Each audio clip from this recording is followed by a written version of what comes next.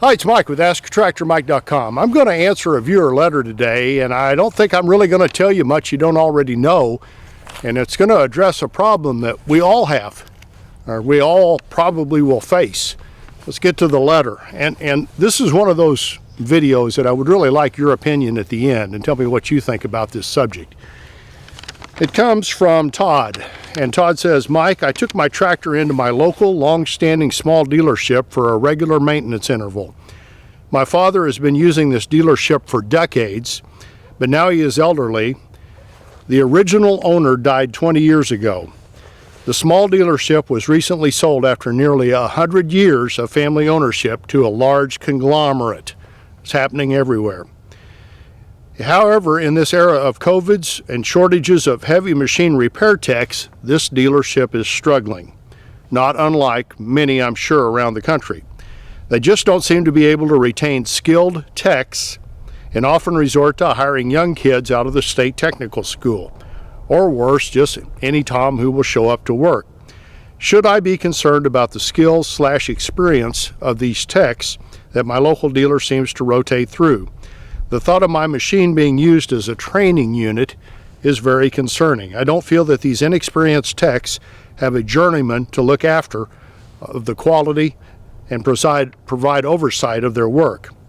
I called the next closest dealer to see what they are facing, and they're also short on staff.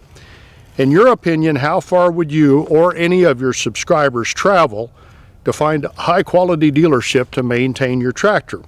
I am considering investing in a trailer to transport it myself if I am faced with having to drag it across the state to a high-integrity dealership with seasoned techs on staff. Thoughts and a video on the topic would be great. Oh man, Todd, you hit the nail on the head there. That is a problem everywhere. And honestly, I left the dealership world in 2014 and I saw this coming. We were having trouble getting good techs that knew a little bit about mechanics to work at our dealership. And there's a few reasons for this, and I'll talk about that first today. Being a tractor mechanic is not the easiest thing in the world. It's very seasonal. You're busy when the tractors are moving, and this time of year when everything is slowed down, a lot of times you're reconditioning trades or looking for work or trying to look busy. The time of year when you're working a lot of hours. Guys at the dealership I used to work at got tons of overtime in the busy season. Time of year when you want to be fishing, when the weather's nice outside, you're working on tractors. So that's kind of tough. The other tough thing about the agriculture world is if you had a 1953 Ford and it was giving you trouble, you wouldn't take it to the local Ford dealership to get it serviced. But if you got a 1953 Ford tractor, you're going to go to the New Holland, which used to be Ford New Holland dealership, maybe to get it fixed and get parts for it.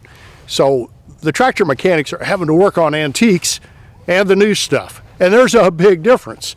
Those of you that grew up on an 8-in Ford and then you look at a tractor today and all the electronics on it and the smog stuff and everything, computers, it's a whole different world. So you've got to have a skill set as a tractor mechanic of being able to work on the old stuff. And a lot of times you just needed a hammer to fix, and the new stuff that you plug a laptop computer in to find out what's wrong with it. So that's really tough, and that is unique to the farm industry in that you have to work on such a wide variety of tractors. And it's not just tractors.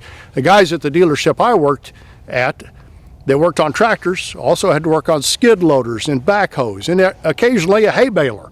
You had anything that was coming in that was broken, they might have to do work on it. So it's not boring. You're not looking at the same thing day after day after day, but it's really, you see a variety of work. But the other thing is, if you drag your 2017 car and have it serviced, there's a good chance there's not a rat's nest in it with live rats in it. But you take your old baler in to have it fixed, and there could be varmints living in there. I saw that myself in the shop. You'd hear a whooping back there, and you go back and there's rats running everywhere that were living in a skid loader or a baler that somebody dug into. So you got that to deal with. And the thing that's happening, not just to the farm world, but to every world, and COVID accelerated this. a lot of the guys that are doing mechanical work are older. They're my age or older, and they're retiring quickly. I did an article for Farm Equipment Magazine a few years ago. When I first quit the dealership world, I did some freelance writing, and I wrote this article back in 2017, and in researching it, I found out they were saying at that time that half of all technicians were going to be retiring within 10 years, and I think COVID accelerated that. And you figure dealerships losing half of their service personnel, the seasoned half, wow. And these new folks coming on, it seemed like there's a big gap.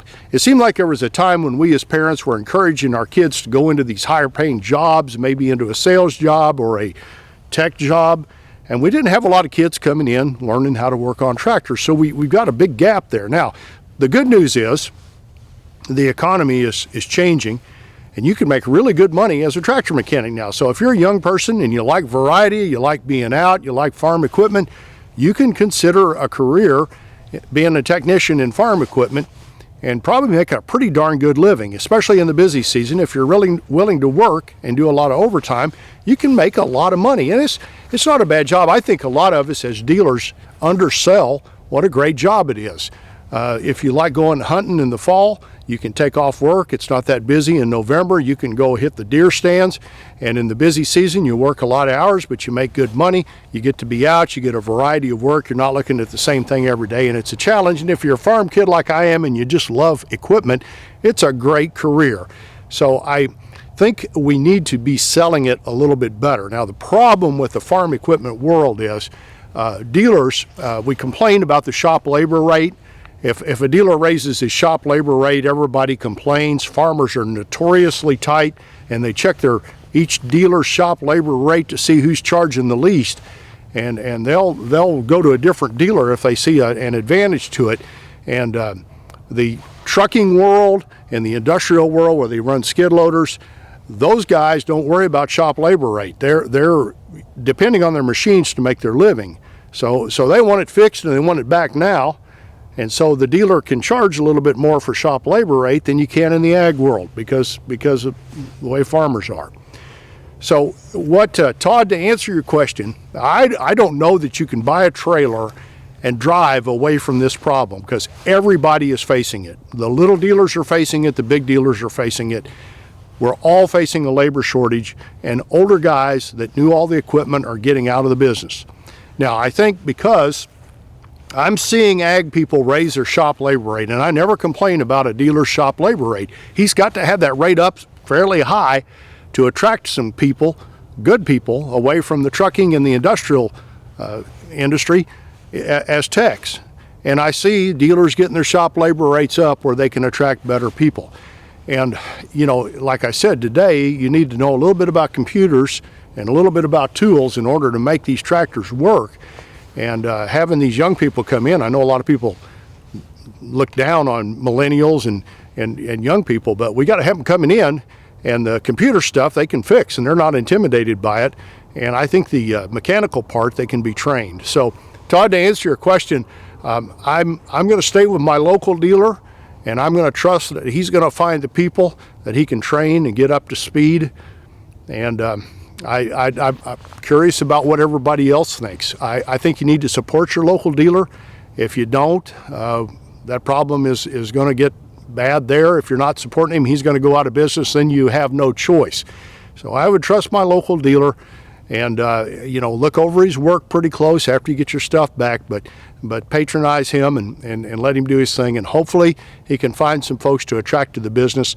And I don't have anything against these young people. I've been pretty impressed, and was when I was in the business, with some of the young guys we were able to hire.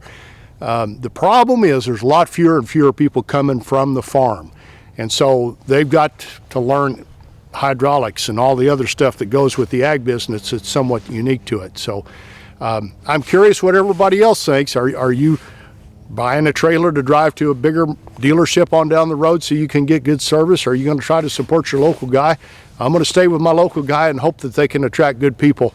But this is going to be a problem for all of us.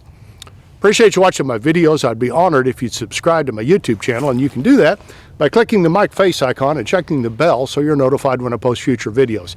Here's a link to my website and the Tractor Fun store with unique items for sale for the tractor owner. It helps support my YouTube channel. And here's another video you might want to watch. Thanks for watching.